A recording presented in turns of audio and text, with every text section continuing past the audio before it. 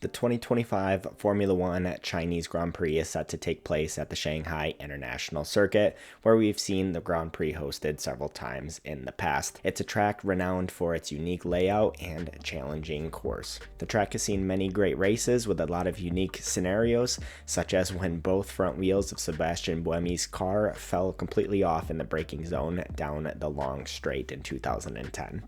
It's also had other historical moments, such as Michael Schumacher's final win in Formula One in 2006. All of these moments and more make this a really special track, and I wanted to go into some of the stats of this track, looking forward to the Grand Prix ahead. So let's get into some of the stats of the Shanghai International Circuit. Hello everybody, my name is Michael, and welcome back to Last to First.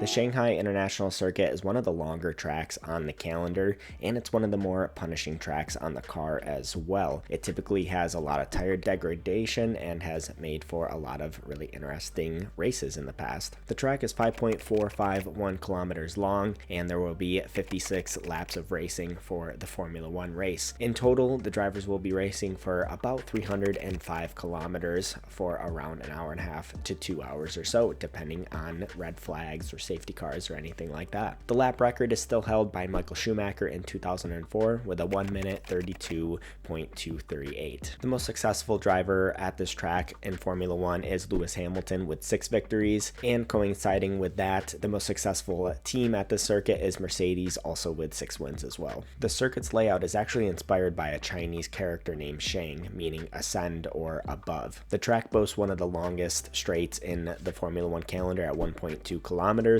leading into a tight right-hand hairpin, and it creates a prime opportunity for overtakes. Looking back in history at the race, 2006 was Michael Schumacher's final victory in Formula One. We've also seen crazy moments such as Sebastian Buemi's front tires completely falling off in the braking zone and him going straight into the wall. We've also seen some incredible performances from drivers like Daniel Ricciardo in 2018, who clinched victory after starting from 6th on the grid. This track likes to throw every race a bit on its head, and one of the reasons it does that is because of the potential for inclement weather. We've seen a lot of weather affected races here over the years, and one of the major ones that was most affected was the 2009 Grand Prix that was affected by heavy rain, and it created a lot of unpredictability for the race. The Chinese Grand Prix fell off the calendar for several years after the COVID-19 pandemic, but it has since returned onto the calendar to many fans' joy. It's definitely a well-liked track amongst the community, and it's good to have its place back on the grid. The Grand Prix has created a lot of tourist and economic opportunities for Shanghai by boosting tourism, as well as having it be highlighted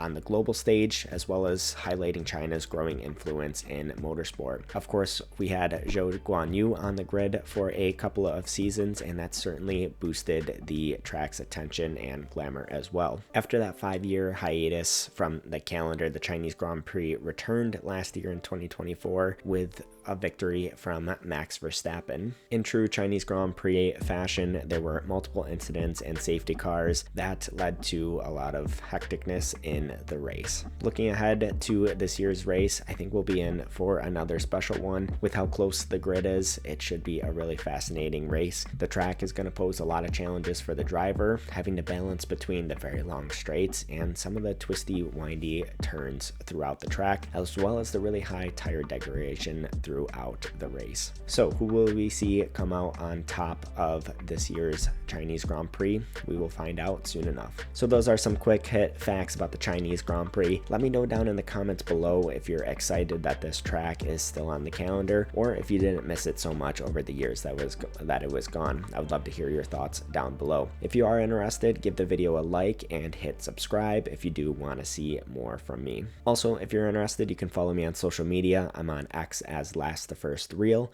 first spelled F1RST, and on Instagram as Last the First, first spelled F1RST. So thank you all for tuning in, and I'll see you next time for the Chinese Grand Prix.